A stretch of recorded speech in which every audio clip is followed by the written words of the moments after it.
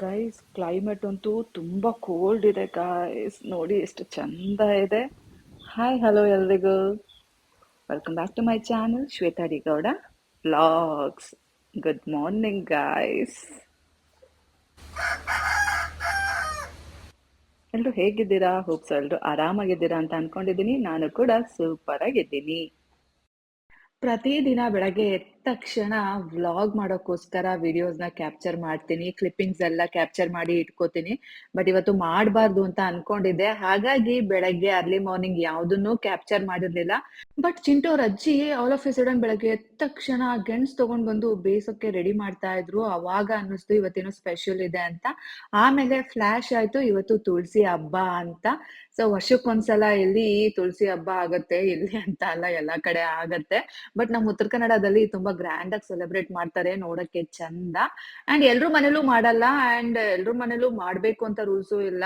ಅದು ತುಳಸಿ ಕಟ್ಟೆ ಮುಂಚೆಯಿಂದ ಯಾರ್ ಮನೆ ಇರುತ್ತೆ, ಅಂಡ್ ತುಂಬಾ ಜಾಯಿಂಟ್ ಫ್ಯಾಮಿಲಿ ಇದ್ರೆ, ತುಂಬಾ ದೊಡ್ಡೋರ್ ಮನೆ ಯಾರಿರುತ್ತೆ ಅಂತವ್ರ ಮನೆ ಈ ತುಳಸಿ ಹಬ್ಬನ ಗ್ರ್ಯಾಂಡ್ ಆಗಿ ಮಾಡ್ತಾರೆ. ಸೊ ಹಂಗಾಗಿ ನಮ್ಮನೆ ಏನ್ ಈ ಹಬ್ಬನ ಮಾಡಲ್ಲ, ಬಟ್ ಸ್ಟಿಲ್ ಅದಕ್ಕೆ ಬೇಕಾಗಿದ್ದ ಏನೇನ್ ಐಟಮ್ಸ್ ಇರುತ್ತಲ್ಲ ಅದನ್ನೆಲ್ಲ ತರ್ತಾರೆ, ಮಾಡ್ತಾರೆ. ಅದೆಲ್ಲ ನಮ್ಮನೆ ನಡೆಯತ್ತೆ. ಅಷ್ಟು ಬಿಟ್ರೆ ತುಳಸಿ ಹಬ್ಬ ಅಂತ ನಾವೇನ್ ಮಾಡಲ್ಲ. ಗೈಸ್, ಹಬ್ಬ ಆಗಿ ಇಷ್ಟು ದಿನ ಆಗಿತ್ತಲ್ಲ, ನನಗೆ ಸ್ವಲ್ಪ ಸಹ ಟೈಮ್ ಸಿಕ್ಕಿರಲಿಲ್ಲ ಇದನ್ನೆಲ್ಲ ವಾಶ್ ಮಾಡೋಕ್ಕೆ. ನೋಡಿ ಹಾಗೆ ಇಟ್ಟಿದ್ದೀನಿ. ದೇವಾ, ಈಗ ಅನ್ನಿಸ್ತಾ ಇದೆ. ನೋಡಿ ಗೈಸ್, ಹಬ್ಬ ಎಲ್ಲ ಆಗಿ ಇಷ್ಟು ದಿನ ಆದರೂ ನನಗೆ ದೇವ್ರ ಸಾಮಾನು ಕ್ಲೀನ್ ಮಾಡೋವಷ್ಟು ಟೈಮ್ ಸಿಕ್ಕಿರಲಿಲ್ಲ. ಆ್ಯಂಡ್ ಬೇರೆ ಸಾಮಾನಿದೆ, ಇದು ಬಂದು ಗೊತ್ತಲ್ಲ ನಿಮಗೆ, ಬೆಳ್ಳಿ ಸಾಮಾನುಗಳು. ಸೊ ಕ್ಲೀನ್ ಮಾಡಿಬಿಟ್ಟು ಎತ್ತಿಟ್ಬಿಡ್ತೀನಿ. ಸೊ ಇದನ್ನು ಕ್ಲೀನ್ ಮಾಡೋಷ್ಟು ಟೈಮ್ ಸಿಕ್ಕಿರಲಿಲ್ಲ.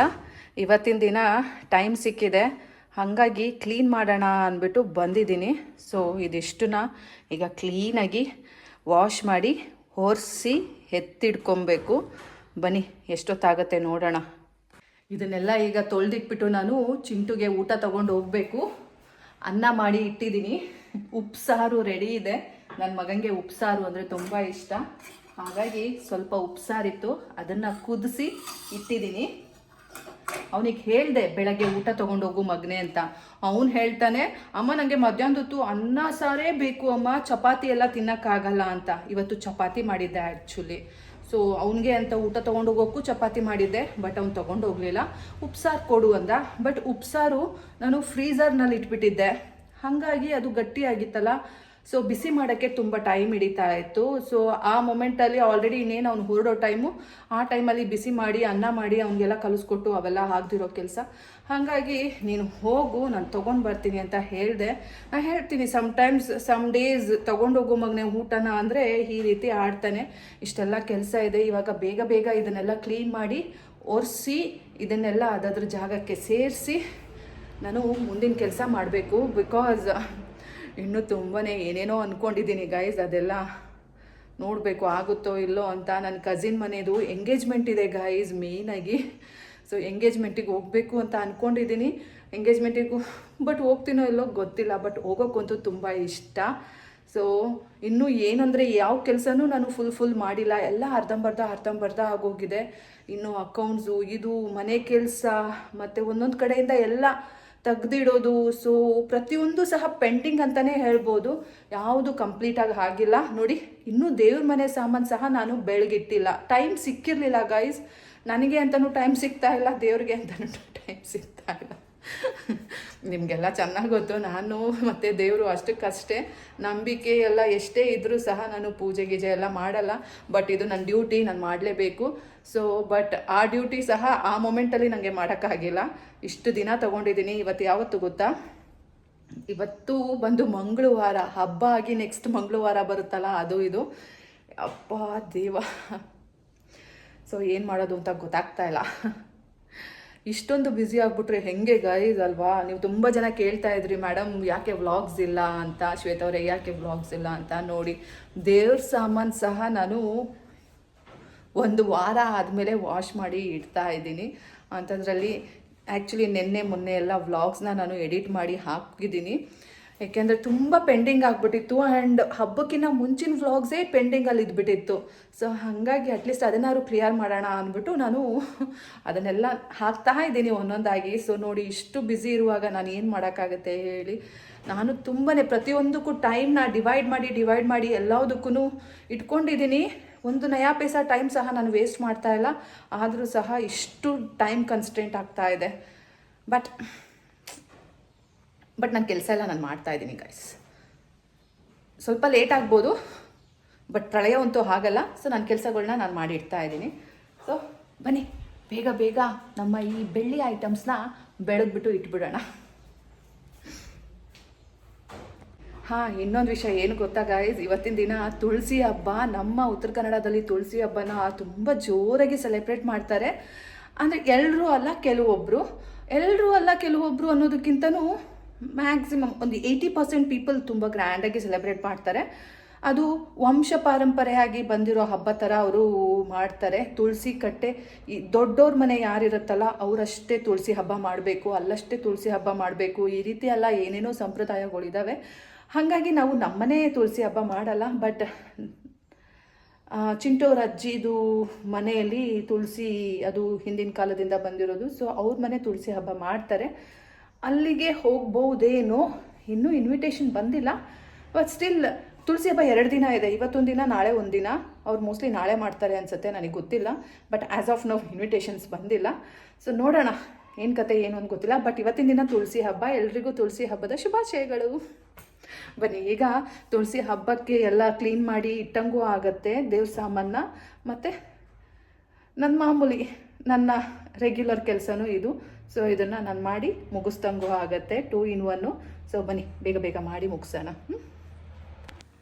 ನಾನು ಸೋಮಾರಿ ಅಂತ ಹೇಳೋಕ್ಕಾಗಲ್ಲ, ಬಟ್ ಕೆಲಸಗಳು ತುಂಬ ಇರೋದ್ರಿಂದ ಕೆಲವೊಂದು ಕೆಲಸಗಳನ್ನ ಟೈಮಿಗೆ ಸರಿಯಾಗಿ ಮುಗ್ಸೋಕ್ಕಾಗಲ್ಲ. ಬಿಕಾಸ್ ಅದು ಆ ಟೈಮ್ಗೆ ಆಗಬೇಕು ಅನ್ನೋ ಅರ್ಜೆನ್ಸಿ ಸಹ ಇರಲ್ಲ ಆ್ಯಂಡ್ ಅದರ ನೀಡ್ ಸಹ ಇರಲ್ಲ. ಅಂಥ ಕೆಲಸಗಳನ್ನ ನಾನು ಸ್ವಲ್ಪ ಲೇಟಾಗಿ ಮಾಡಿ ಅಭ್ಯಾಸ.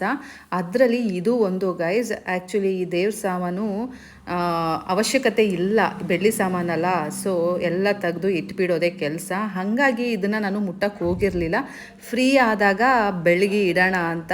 ಸೊ ಅಪ್ಪ ಅಮ್ಮ ಎಲ್ಲ ಹೋದ್ರು ಅಲ್ಲ, ಮತ್ತು ಮಿಕ್ಕಿದೆಲ್ಲ ಪೆಂಡಿಂಗ್ ಕೆಲಸಗಳನ್ನ ಮುಗಿಸಿ ಕೊನೆಯದಾಗಿ ಈ ದೇವ್ರ ಸಾಮಾನ ತೊಳೆದು ಇಡ್ತಾ ಇದ್ದೀನಿ. ಅಷ್ಟು ಬಿಟ್ಟರೆ ನಾನು ಸೋಮಾರಿ ಏನಲ್ಲ, ಬಟ್ ಇದ್ದಿದ್ರಲ್ಲಿ ಸ್ವಲ್ಪ ಸೋಮಾರಿ ಅಂತಲೂ ಹೇಳ್ಬೋದು. ನಿಮಗೇನು ಅನಿಸುತ್ತೆ ಅಂತ ಕಮೆಂಟ್ ಮಾಡಿ, ಆಯಿತಾ? ಪೂಜಾ ಸಾಮಾನೆಲ್ಲ ವಾಶ್ ಮಾಡಿ ಆಯಿತು, ಈವನ್ ವರ್ಸು ಸಹ ಆಯಿತು. ಇವಾಗ ಎಲ್ಲ ಅದಾದ್ರೂ ಪ್ಲೇಸಿಗೆ ಪ್ಲೇಸ್ ಮಾಡಬೇಕು. ನೋಡಿ ಗೈಸ್, ಹೊಸ ಪೇಂಟು ಹೆಂಗಾಗಿದೆ.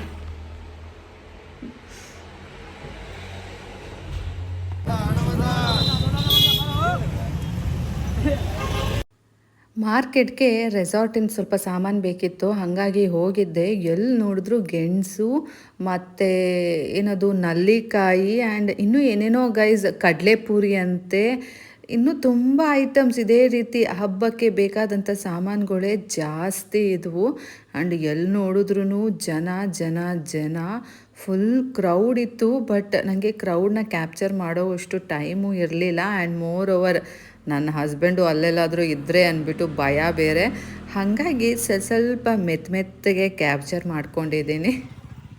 ಅಷ್ಟು ಬಿಟ್ಟರೆ ಮತ್ತಿನ್ನೇನೂ ಇಲ್ಲ. ನೋಡಿ, ಇಲ್ಲೂ ಸಹ ನೀವು ಆ ನಲ್ಲಿಕಾಯಿ ಗಿಡ ಮತ್ತು ಇದನ್ನೆಲ್ಲ ನೋಡ್ಬೋದು. ಇದು ತುಳಸಿ ಹಬ್ಬಕ್ಕೆ ಇಡ್ತಾರೆ ಗೈಸ್, ಹಾಗಾಗಿ ಅದೇನೋ ಮದುವೆ ಮಾಡಿಸ್ತಾರೆ ಅಲ್ಲ, ಸೊ ಆವಾಗ ಇವನ್ನೆಲ್ಲ ಇಡ್ತಾರೆ. ಮತ್ತು ಕಬ್ಬು, ಮತ್ತು ನೋಡಿ ಹೂವು ಫುಲ್ ರಾಶಿನೇ ಇದೆ. ಹೂವು ಇಷ್ಟೊಂದೆಲ್ಲ ಬಂದಿದೆ. ಆ್ಯಂಡ್ ಇದು ಬರೀ ಹಬ್ಬ ಟೈಮಲ್ಲಿ ಮಾತ್ರ ಈ ರೀತಿ ಹೂವು ತುಂಬಾ ಬಂದಿರ್ತಾರೆ, ಬೆಳಗಿನ ಜಾವನೇ ಬಂದಿರ್ತಾರೆ. ಸೊ ದೀಪಾವಳಿ ಹಬ್ಬದಲ್ಲಂತೂ ಕೇಳಂಗೆ ಇಲ್ಲ. ದೇವ ಎಷ್ಟು ಹೂವು ಬರುತ್ತೆ ಗೊತ್ತಾ ಈ ಕಡೆಗೆ. ಜಾಸ್ತಿ ಇದೇ ರೀತಿ ಚೆಂಡು ಹೂವು. ಇಲ್ಲಿ ಅದಕ್ಕೆ ಇನ್ನೊಂದೇನೋ ಹೆಸರು ಹೇಳ್ತಾರೆ, ಗೊಂಡೆ ಹೂವನೋ ಏನೋ ಹೇಳ್ತಾರೆ ಗೈಸ್, ನಂಗೆ ಮರ್ತೋಯ್ತು.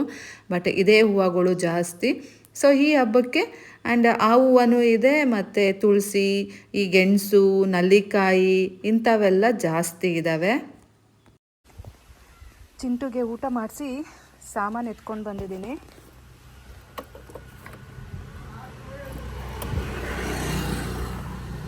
ಅದು ಬಂದು ರಿಜಿಸ್ಟರ್ ಬುಕ್ ಖಾಲಿ ಆಗಿತ್ತು, ಸೊ ಅದೊಂದು ಎತ್ಕೊಂಡು ಬಂದೆ ರೆಸಾರ್ಟಿಗೆ. ಆ್ಯಂಡ್ ಸಾಮಾನುಗಳು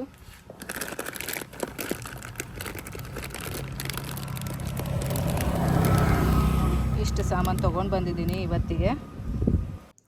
ಮಾರ್ಕೆಟಲ್ಲಿ ಎಲ್ಲಿ ನೋಡಿದ್ರೂ ಹಬ್ಬದ ಐಟಮ್ಸೇ ಕಾಣ್ತಾ ಇದೆ. ಕಡಲೆಪುರಿ ಅಂತೆ, ತುಳಸಿ ಅಂತೆ, ಆ್ಯಂಡ್ ಏನದು ನಲ್ಲಿಕಾಯಿ ಗಿಡ, ನಲ್ಲಿಕಾಯಿ, ಆ್ಯಂಡ್ ತುಂಬ ಹೂವುಗಳು, ಉಫ್, ತಾವರೆ ಹೂವು ಮತ್ತು ಎಲ್ಲ ಥರದ್ದು. ಸೊ ಹೀಗೆ ಫುಲ್ ಮಾರ್ಕೆಟ್ ಫುಲ್. ಮತ್ತು ಕಬ್ಬು, ಎಲ್ಲಿ ನೋಡಿದ್ರು ಕಬ್ಬು, ಹೂವು ಮತ್ತು ಏನದು ನಲ್ಲಿಕಾಯಿ ಗಿಡ ಇದೇ ಕಾಣ್ತಾ ಇದೆ ಗೈಸ್. ಮತ್ತು ಗೆಣಸು, ಇಲ್ಲಿ ಗೆಣಸುಗೆ ಬೇರೆ ಏನೋ ಅಂತಾರೆ ಗೈಸ್, ನನಗೆ ಅದು ಹೆಸರು ಮರ್ತೋಯ್ತು. ಏನೋ ಅಂತಾರೆ, ಗೊತ್ತಾಗ್ತಾ ಇಲ್ಲ ನನಗೆ, ಬಾಯಿಗೆ ಬರ್ತಾ ಇಲ್ಲ. ಸೊ ಅದು ಎಲ್ಲಿ ನೋಡಿದ್ರು ಅದೇ. ಇವನ್ ನಮ್ಮನೇಲೂ ಸಹ ಬೆಳಗ್ಗೆನೆ ನಮ್ಮ ಅತ್ತೆ ಗೆಣಸು ಬೇಯಿಸಿದ್ರು. ನಂಗೆ ಗೊತ್ತಿಲ್ಲ ಗೆಣಸಿಗೂ ಈ ಹಬ್ಬಕ್ಕೂ ಏನು ಲಿಂಕು ಅಂತ, ಬಟ್ ಗೆಣಸು ಬೇಯಿಸ್ತಾರೆ, ನಮ್ಮನೇಲೂ ಬೇಯಿಸಿದ್ದಾರೆ.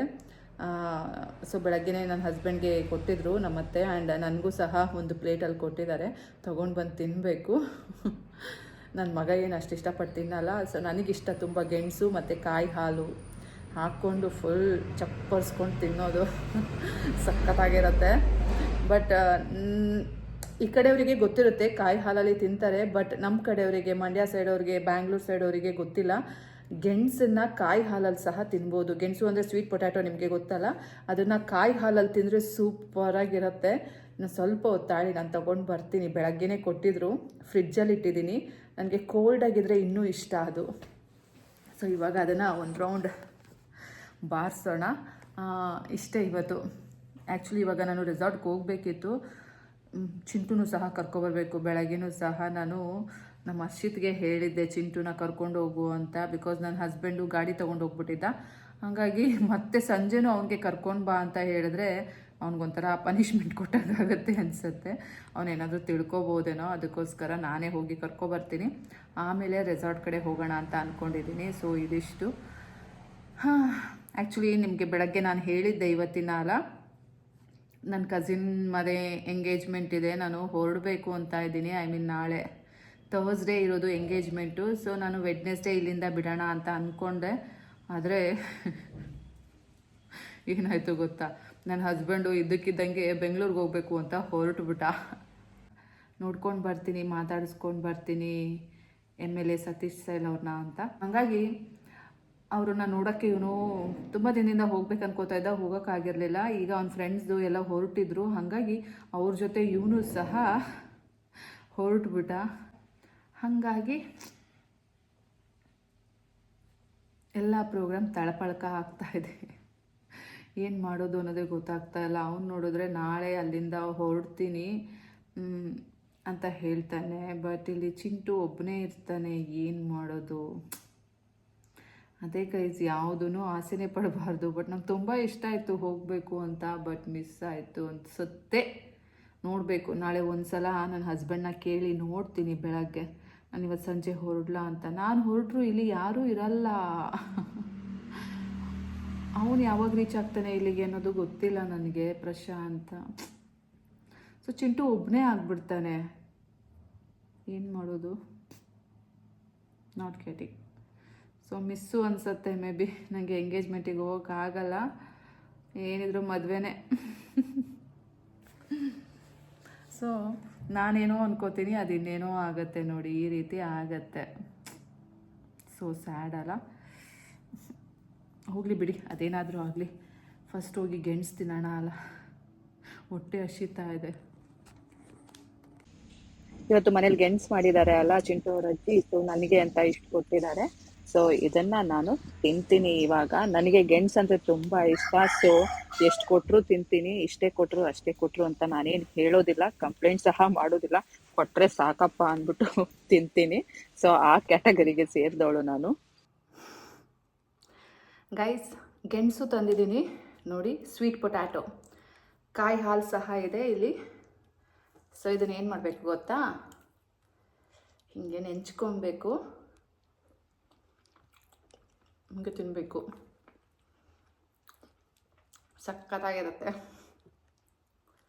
ಒಂದ್ಸಲ ಟ್ರೈ ಮಾಡಿ. ತುಂಬ ಜನಕ್ಕೆ ಈ ಕಾಂಬಿನೇಷನ್ ಅಲ್ಲಿ ತಿನ್ಬೋದು ಅಂತ ಗೊತ್ತಿಲ್ಲ, ಒಂದ್ಸಲ ಟ್ರೈ ಮಾಡಿ.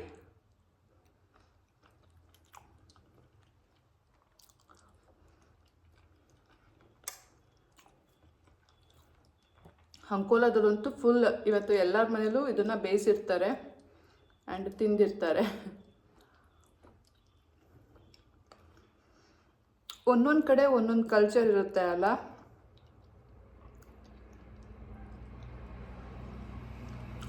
ನಮ್ಮ ಕಡೆ ಗೆಣಸು ಯಾವಾಗ ಗೊತ್ತು ತತ್ತದಿದ್ದು, ಸಂಕ್ರಾಂತಿ ಹಬ್ಬದ ಟೈಮಲ್ಲಿ ಗೆಣಸು ತರೋರು ನಮ್ಮ ಕಡೆ ಎಲ್ಲ.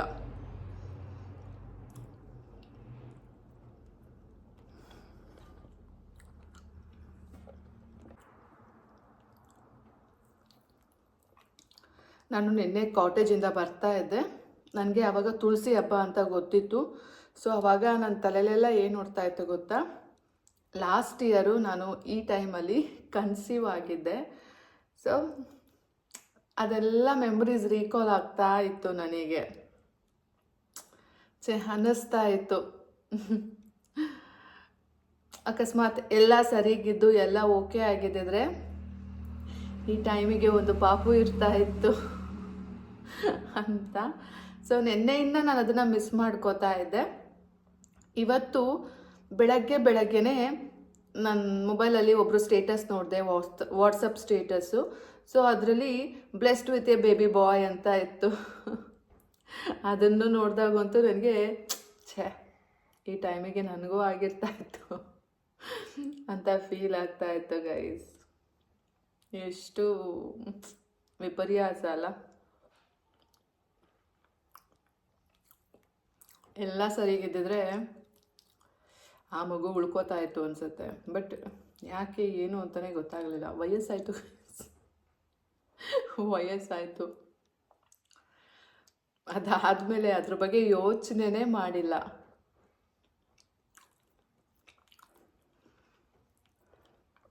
ಈಗಲೂ ಅನಿಸುತ್ತೆ ಸಮ್ಟೈಮ್ಸ್ ಅಲ್ವಾ ಬೇಬಿ ಇರಬೇಕು ಅಂತ.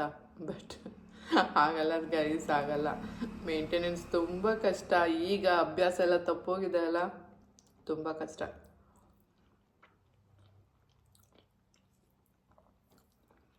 ಬಟ್ ಇವಾಗೇನು ಆಸೆ ಇಲ್ಲ. ಆದರೂ ಬೈ ಚಾನ್ಸ್ ಆಗ್ಬೋದಾ ಅಂತ ಸಮ್ಟೈಮ್ಸ್ ಫೀಲ್ ಆಗುತ್ತೆ. ಬಟ್ ಅದು ಆಗಲ್ಲ ಅನ್ಸುತ್ತೆ ಬಿಡಿ. ಇವತ್ತು ನಮ್ಮ ಚಿಂಟುದು ಶಾಪಿಂಗ್ ಇದೆ ಗೈಸ್. ಯಾಕೆ ಗೊತ್ತಾ, ನಾಳೆ ಅವ್ರದ್ದು ಫುಡ್ ಫೆಸ್ಟ್ ಇದೆ ಅಲ್ಲ, ಗ್ಯಾಸ್ ಇಲ್ದಾನೆ ಏನೋ ಫುಡ್ ಪ್ರಿಪೇರ್ ಮಾಡೋ ಅಂಥದ್ದು. ಅದಕ್ಕೆ ಸ್ವಲ್ಪ ಶಾಪಿಂಗ್ ಮಾಡ್ಬೇಕಂತೆ, ಅದಕ್ಕೆ ಹೋಗಿ ಬರೋಣ. ಯಾವುದು ಚಿಂಟು? ಇದು ಟೋಪಿನಾ? ಹಿಂಗಿದೆ.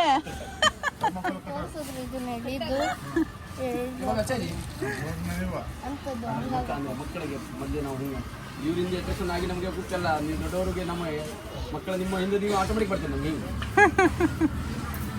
ಸರಿಯಲ್ಲ? ಹಾಂ, ಇದು ಗ್ಲೌಸ್ ಬೇರೆ ಪ್ಯಾಕ್ ತಗೋ. ಪ್ಯಾಕ್ ಹಂಗೆ ಸಾಕು, ಸೈಜ್ ಸರಿ ಆಗ್ತದೆ ಅಂತ ಹೇಳ್ಕೊಂಡು. ಇದೇನು ಯಾವ್ದಾದ್ರು ಡೈಯಿಂದ ತಗೊಂಡಿದ್ರೆ ಡೈ ಒಳಗೆ ಇರ್ತಿತ್ತು. ಅಮ್ಮನ ಹತ್ರ ತಗೊಬಂದಿರ್ ದೊಡ್ಡದನ ಇದರಲ್ಲಿ ಸೇಮ್ ಐಟಮ್ 60 ರೂಪಾಯಿ ಉಂಟು. ಇದು ಎಷ್ಟು?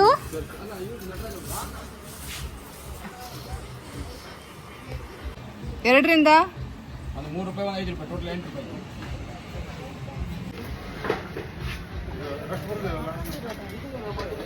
ಏನಕ್ಕೆ ಹಾಕೋತೀಯ ಈಗ? ಇವತ್ತು ಬೇರೆಯವ್ರು ಹಾಕೊಂಡಿರೋದ ಅಂತ ಯೋಚನೆ ಮಾಡ್ತಾವ. ಇವನಿಗೊಂದು ಹೊಸ ಪೀಸ್ ಕೊಡಿ.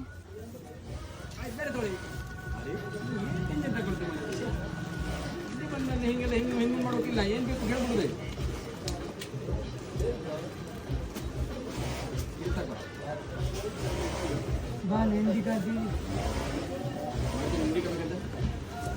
ಕೊಡೋದಲ್ಲ ಇದಕ್ಕೂ ಅದು ಕೊಡು ಅವ್ರಿಗೆ.